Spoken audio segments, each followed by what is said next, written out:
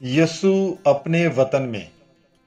मुकद्दस लूका की अंजील उसका 4 बाब 16 تا 30 आयात तक। फिर वो नासरत में आया जहां उसने परवरिश पाई थी, और अपने दस्तूर के मुताबिक सब्बत के दिन इबादत खाने में गया और पढ़ने को खड़ा हुआ, और अशाया नबी का तोमार उसे दिया गया। और जब उसने तोमार खोला तो वो मकाम पाया जहां ये लिखा था कि रूहे खुदावंद मुझ पर है, इसीलिए उसने मुझे मसा किया कि मस्कीनों को खुशखबरी दूं।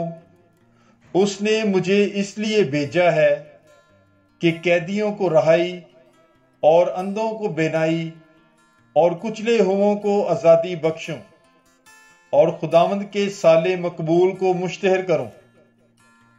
और वो तुमार लपेट कर और खादम को वापस देकर बैठ गया। और जो इबादत खाने में थे उन सब की आंखें उस पर लगी थीं। तब वो उनसे कहने लगा कि आज ये नविश्ता तुम्हारे कानों में पूरा होकर पहुंचा।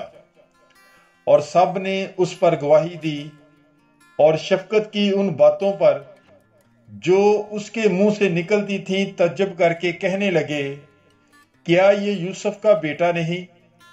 उसने उनसे कहा कि तुम बेशक ये मसल मुझ पर कहोगे, ए तबीब तू अपना इलाज कर। जो कुछ हमने सुना है कि तूने कफरनहूम में किया, यहां अपने वतन में भी कर। और उसने कहा, मैं तुमसे सच कहता हूं कि कोई नबी अपने वतन में मकबूल नहीं होता। लेकिन मैं तुमसे सच कहता हूं कि जब इलियास के दिनों में 3 वर्ष 6 महीने तक आसमान बंद रहा, यहां तक कि तमाम मुल्क में सख्त काल पड़ा, तो बहुत सी बेवाएं इसराइल में थीं, मगर इलियास सिवाय सदून के सारफत की एक बेवा औरत के उनमें से किसी के पास भेजा ना गया।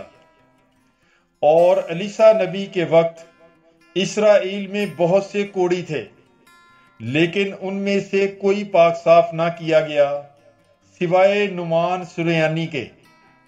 और जितने इबादत खाने में थे सब उन बातों को सुनते ही गुस्से से भर गए, और उठकर उसे शहर से बाहर निकाला और उसे उस पहाड़ की चोटी पर ले गए जिस पर उनका शहर बना हुआ था, ताकि उसे सर के बल गिरा दे। लेकिन वो उनके बीच से गुजर कर चला गया। पाकलाम के पढ़े और सुने जाने पर खुदावंद की बरकत हो। खुदा का शुक्र हो। God bless you. Bible is life.